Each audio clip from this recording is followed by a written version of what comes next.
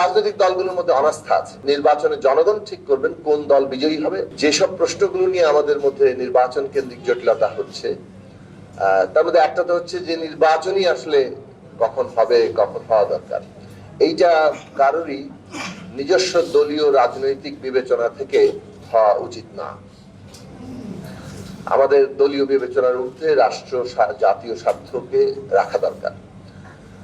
সেটা প্রায় আমরা দেখছি যে দলীয় সংকীর্ণ স্বার্থ জাতীয় স্বার্থকে ছাপিয়ে যাচ্ছে। বাংলাদেশের একমাত্র স্মার্ট সিটি বসুন্ধরা এখন আরো নিরাপদ, আধুনিকতায় আরো এক ধাপ এগিয়ে। নির্বাচন অত্যন্ত গুরুত্বপূর্ণ এবং সংস্কার প্রক্রিয়ার একেবারে অপরিহার্য অংশ। সংস্কার নির্বাচন ছাড়া শেষ হবে না। কেউ যদি মনে করেন যে অন্তর্বর্তী সরকার যে কোনো কিছু করে অধ্যাদেশ, আইন, গণভোট কোনোটাই সংবিধান সংস্কারের প্রশ্নকে চূড়ান্ত রূপ দিতে পারবে না।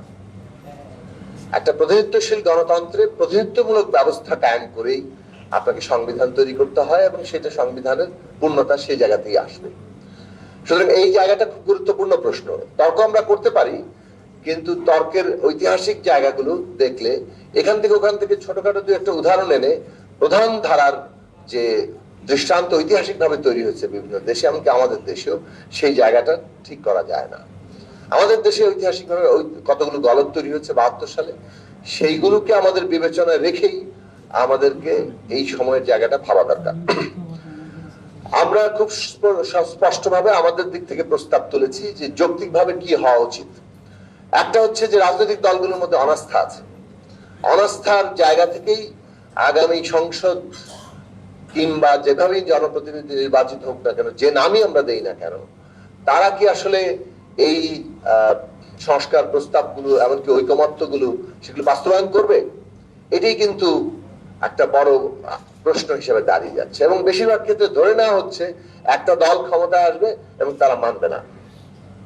এইটা একটা ভালো প্রোপাগান্ডা গত 13 মাস ধরে হয়েছে, তার একটা ফলাফল আমরা বিভিন্ন জায়গায় পাচ্ছি। কিন্তু সেই জায়গা থেকে ভিন্ন জায়গায় আসা দরকার। আমরা কে কতটা আসলে কমিটেড সেটা কিন্তু এখনই খুব বলা যাবে না, কেননা ধারাবাহিকতার দিক থেকে দেখলে অনেক কমিটমেন্টই কিন্তু আমরা 5ই আগস্টের আগে অনেক জায়গা থেকে দেখিনি।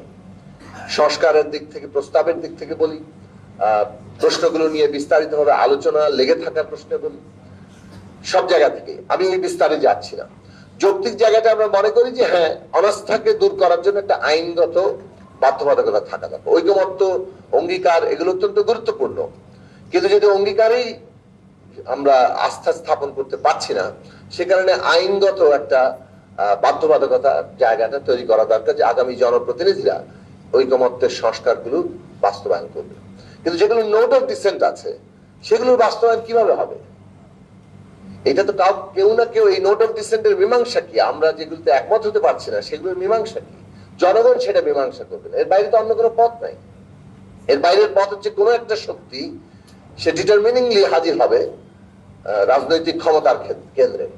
যদি সে নির্ধারক ভাবে ক্ষমতার কেন্দ্রে হাজির হতে হয় যে আমরা যা বলবো সেটাই হবে আগামী দিনের কোর্স অফ অ্যাকশন, তাহলে এই যে একটা পথ হতে পারে। সেই পথ গণতান্ত্রিক হবে কিনা সেটা আমরা এখনো নিশ্চিতভাবে জানি না। কাজে নির্বাচন মানে জনগণের অংশগ্রহণের মধ্যে দিয়ে সবাইকে নিয়ে এটা করার সুযোগ আছে, সেটাই গণতান্ত্রিক স্বীকৃত পথ। সেই দিক থেকে দেখলে নির্বাচনের মধ্য দিয়ে আমরা যে জনপ্রতিনিধিরা পাবো তারা ঠিক করবেন, অথবা নির্বাচনে জনগণ ঠিক করবেন কোন দল বিজয়ী হবে এবং সেই অনুযায়ী নোট অফ ডিসেন্ট কার্যকর হবে। যে দল যেভাবে চেয়েছে তারা যদি সংখ্যাগরিষ্ঠতা পায় নোট অফ ডিসেন্ট গুলোর ক্ষেত্রে, সেটাই তারা কার্যকর করবে। আমাদের মতামত যদি তারা শোনে তো শুনবে, অর্থাৎ কারো মতামত যদি সংখ্যালঘিষ্ঠদের মতামত যদি তারা শোনে সেটা তাদের জেনারসিটি হবে, কিন্তু তারা বেসিক্যালি জনগণের কাছ থেকে রায় পাবে যে তারা যে প্রশ্নে নোট অফ ডিসেন্ট দিয়েছেন সেই অনুযায়ী সেটা করা। এর বাইরে অন্য কোনো মীমাংসার পথ নেই। মীমাংসার আরেকটা পথ আছে যেটা আমি আবারও বললাম যে বৈপ্লবিক পথ। সেই বৈপ্লবিক পথে যাওয়ার বাস্তবতা কি অবস্থা আছে সেটা রাজনৈতিক দলগুলো বিবেচনা করবে। কাজেই বাধ্যবাধকতার জায়গার প্রশ্নে এইটা একটা প্রশ্ন, আরেকটা হচ্ছে মীমাংসার প্রশ্ন ঐকমত্য এবং ডিসেন্ট নিয়ে।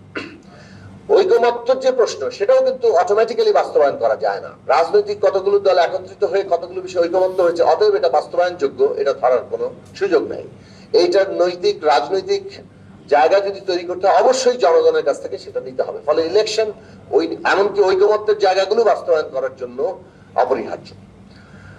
কাজে আমরা সুস্পষ্টভাবে মনে করছি, যে একটা ঐকমত্যের অঙ্গীকার থাকা দরকার, তার সাথে আইনগত বাধ্যবাধকতা থাকা দরকার, এবং তারপরে নির্বাচন দরকার, সেটা ঐকমত্যের অংশ, এবং নো ডেমোক্রেসি বিষয়ে ফয়সালার জন্য।